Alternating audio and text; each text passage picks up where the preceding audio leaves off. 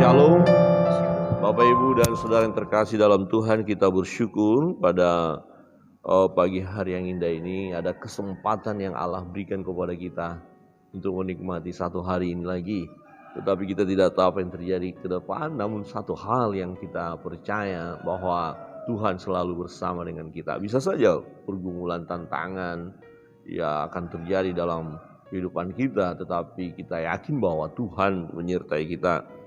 Sesuatu yang hangat kemarin yang sangat viral, bagaimana pagi hari ke peristiwa di Kalimantan ya, kecelakaan beruntun. Ternyata ada kendaraan dari belakang yang remnya blong sehingga menabrak kendaraan-kendaraan yang ada di depannya dan sangat luar biasa. Kita tidak menghendaki hal itu, tidak mengingini, tetapi hal itu bisa terjadi. Ya, hal itu bisa terjadi. Apapun yang di depan kita bisa saja terjadi. Namun satu hal yang harus kita percaya bahwa Tuhan menyertai kita, Tuhan memberi yang terbaik bagi kita, Tuhan menolong setiap perjalanan hidup kita. Bapak Ibu Saudara yang terkasih dalam Tuhan, pembacaan firman Tuhan dalam Yeremia pasal yang ke-22, Tuhan mengingatkan umat Yehuda ya, supaya mereka bertobat. Kalau mereka bertobat, mereka tidak akan mengalami pembuangan ke Babel. Kalau mereka bertobat, mereka tidak akan mendapatkan penghukuman itu. Tetapi faktanya mereka tidak mau bertobat. Nah, Tuhan sudah memberitahukan kepada mereka, Tuhan menyampaikan kebenaran. Nah, sangat menyedihkan bagi setiap orang yang sudah mendengar teguran, mendengar nasihat, arahan, tetapi tidak melakukannya. Ini sesuatu yang sangat menyedihkan. Firman Tuhan dalam Yeremia pasal 22 ayat pertama berbunyi demikian. Yeremia pasal 22, beginilah firman Tuhan, pergilah ke istana Raja Yehuda dan sampaikanlah di sana firman ini. Tuhan berbicara kepada Yeremia supaya nabi ini pergi ke istana dan berbicara, ya, menyampaikan kebenaran firman suara Allah, ya, supaya Raja Yehuda, seisi istana dan penduduk itu, bangsa itu mendengarkan suara Tuhan. Ayat 2, katakanlah, dengarlah firman Tuhan, hai Raja Yehuda yang duduk di atas tahta Daud, engkau pegawai-pegawaimu dan rakyatmu yang masuk melalui pintu-pintu gerbang ini. Beginilah firman Tuhan, lakukanlah keadilan dan kebenaran, lepaskanlah dari tangan pemerasnya orang yang dirampas haknya. Janganlah engkau menindas dan janganlah engkau memperlakukan orang asing, yatim dan janda dengan keras, dan janganlah engkau menumpahkan darah orang yang tak bersalah di tempat ini. Nah, mengapa ini suara Tuhan disampaikan kepada bangsa Yehuda secara raja dan istana? Rupanya ini yang terjadi. Mereka melakukan hal yang jahat, ya, tidak adil, kejam, memeras, ya. Jadi memperlakukan orang yang dengan semena-mena, ya, orang-orang kecil, orang-orang yang hina ditindas. Dan ini yang menjadi peringatan kepada mereka. Di ayat 4, sebab jika kamu sungguh-sungguh melakukan semuanya itu, ya, kalau mau bertobat, jadi tidak lagi menindas, ya, berlaku adil, mengasihi orang lain, ya.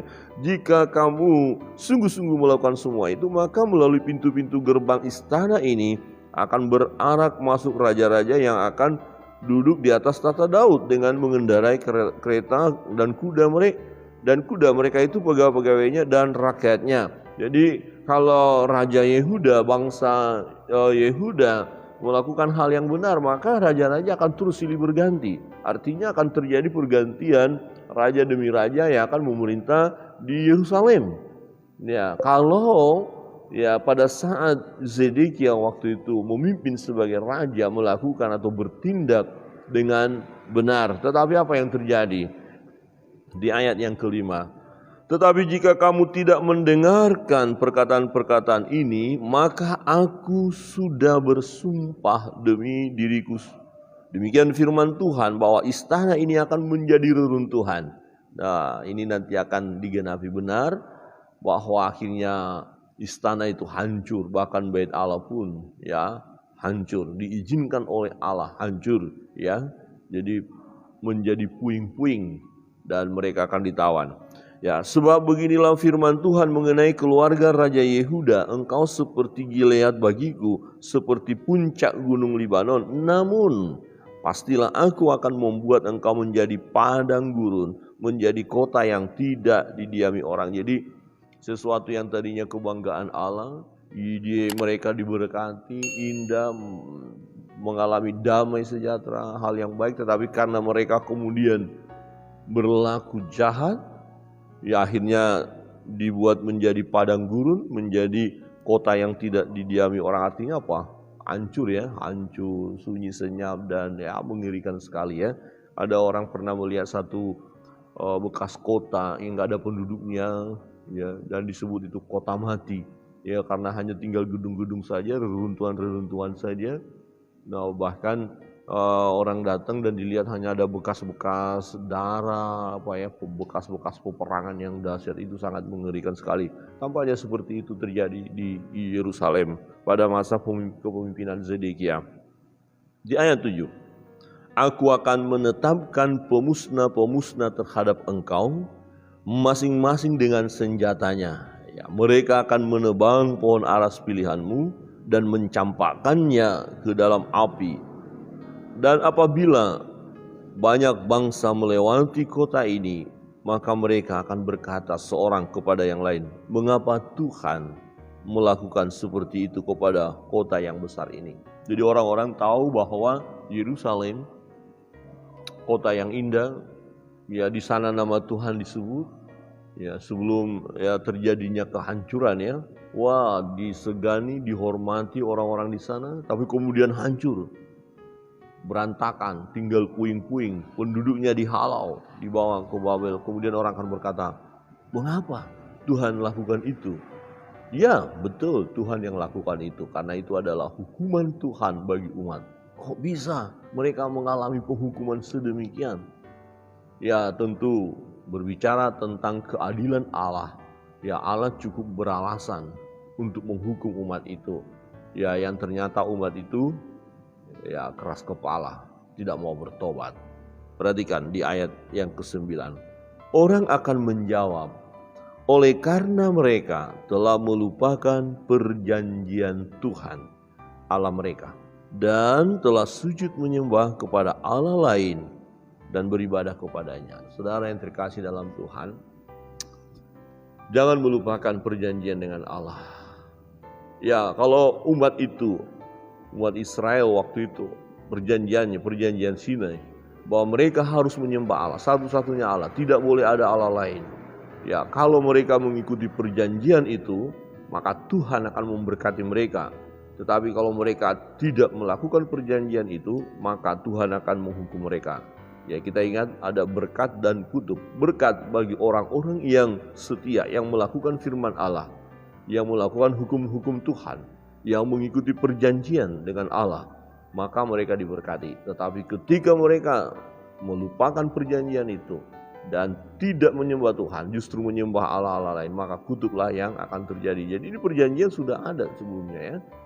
Nah, demikian juga kita, apa janji kita kepada Tuhan? Janji kita kepada Tuhan ketika kita percaya kepadanya, kita mau setia. Tuhan, aku terima Engkau sebagai Tuhan dan Juru Selamatku secara pribadi. Dan kita harus mempertahankan hal itu. Ya, jangan tinggalkan Tuhan Yesus oleh karena peristiwa apapun yang terjadi. Ya, tetaplah setia. Setia sampai garis akhir. Ya, perjanjian kita dengan Tuhan adalah di mana kita sungguh-sungguh percaya kepada Tuhan, dan orang yang percaya ya kepada Tuhan, janji Tuhan adalah janji-janjinya akan digenapi dalam hidup kita. Jadi kita akan diberkati oleh Tuhan. Nah, menjadi pilihan bagi kita. Kita mau diberkati atau mau didisiplin oleh Tuhan atau mau dihukum. Ya, sesungguhnya orang percaya tidak akan mendapatkan penghukuman lagi. Ya, karena Kristus ada pada kita. Tetapi persoalan adalah dari sisi kita yang harus berkomitmen untuk membuktikan diri kita sebagai pengikut Kristus. Saudara yang terkasih dalam Tuhan, umat pilihan ini ternyata tidak menyembah Allah. Itulah yang terjadi. Berkali-kali ya mereka mendengar suara Tuhan, berkali-kali Nabi Yeremia berbicara kepada mereka, tetapi berkali-kali juga mereka tidak mau mendengar, bahkan menolak Nabi Yeremia. Saudara yang terkasih dalam Tuhan, jika kita dalam perjalanan hidup ini, kita berkata, aku percaya Tuhan, aku mengikut Tuhan. Tetapi kalau kita masih menyembah berhala, ya percaya macam apa itu namanya? Ya, diragukan iman kita kepada Yesus. Kalau kita masih mengandalkan kekuatan-kekuatan lain, ya itu sama dengan kita telah melupakan Tuhan. Sama dengan kita ya meninggalkan jalan Tuhan. Sama dengan kita mengikuti jalan yang menuju kebinasaan. Saudara yang terkasih dalam Tuhan, ini satu peringatan bagi kita untuk tetap setia. Setialah, setia mengikut Tuhan.